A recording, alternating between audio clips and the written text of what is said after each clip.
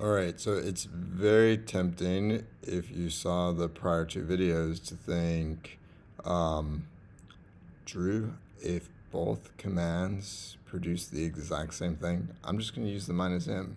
You said you just use the minus m all the time. Why would I even use minus minus model and specifically give it the model name? Well, let's talk about a couple scenarios. So let's suppose we have shopping list controller. Um, in shopping list, that's really a two-word model, right? Shopping and list are not two different things. It's your single thing called shopping list. Um, Another example is AdminUserController. You probably don't have a single thing called admin user. You probably have a user, and you're doing things in an admin panel, and you want a controller related to that. Or, but the admin is not itself a model, right? It's just really like a namespace. So that's another example.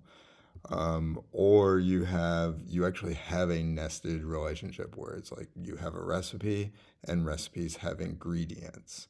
So you have a recipe ingredient controller. So it could be multi-word, you could have a namespace, you could have a relationship going on, and you want to represent that in your controller. And so you need more control over what model is being generated. And so that's where the option minus minus model comes into play. If in your example, it's just a one word, like what we were dealing with here, we just had one word before the word controller, and then by all means use the minus m flag, and it will generate a model that is that one word. Um, so yeah, um, we'll look more into detail in these additional cases, but that is why both options are important.